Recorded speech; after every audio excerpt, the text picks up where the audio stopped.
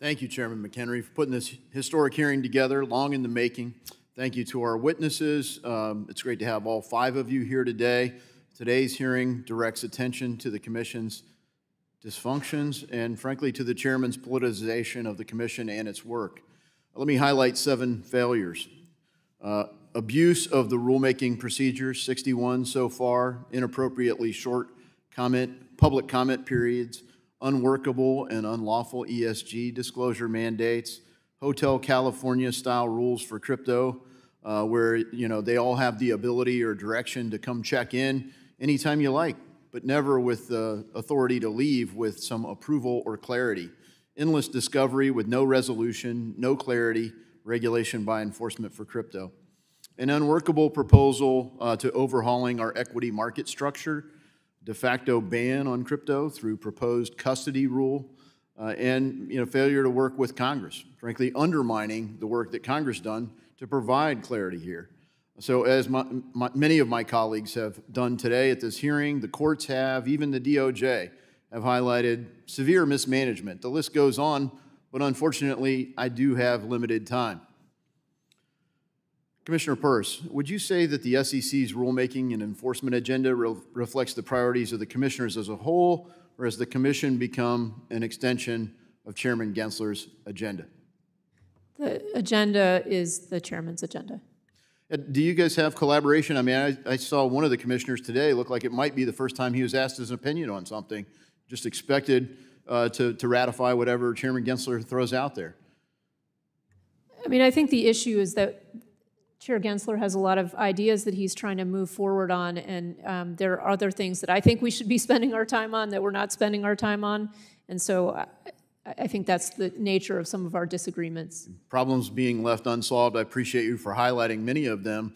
My concern is just that by taking the world's best capital markets, I mean, we don't even have 5% of the world's GDP, but we have over 50% of the world's invested capital. We're taking something that works pretty well, that needs clarity and oversight to continue.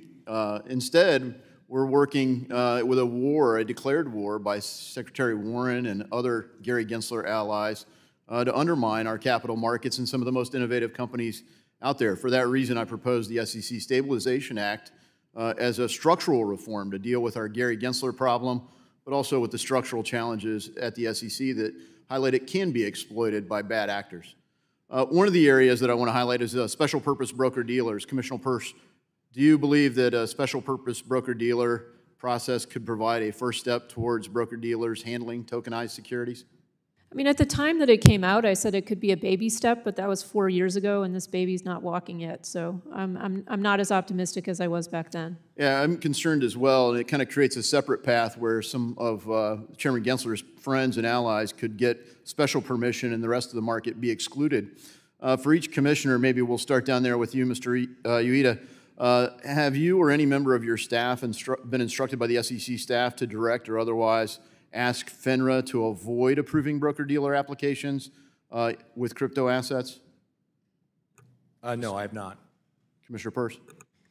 No, but TM is, our Trading and Markets Division is the one that interacts with FINRA. So it's, I mean, the issue is that there's a cultural, there's clear messaging from the SEC that we're not trying to move the crypto industry forward, and that's reflected in this as well. Thank you. Commissioner? No.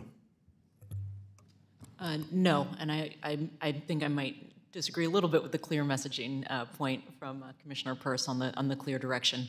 I think there's lots of rhetoric, and we can get down to brass tacks and look at ways to move forward. Well, Mr. Gensler, no surprise, many of us aren't fans of your approach to the job, but it does seem that you've abused your authority, and you seem to kind of gloat as candidate Harris decides that she wants to pivot on crypto and say, no, you can trust us. We're going to be okay on this. It seems like you're gloating. I'm still here.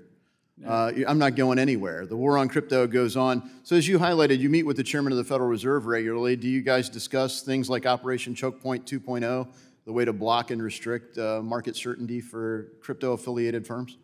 I've never heard that term, and I'd also want to say half of the rules that we've adopted, 42 rules, half of them have actually been bipartisan. Some of the work's been good, but a lot of it's been bad. Last question, Commissioner Ueda. What would it take to allow distributed ledger to be the official record of ownership for tokenized securities? If you could respond in writing, that'd be good, because my limited time has expired. I yield.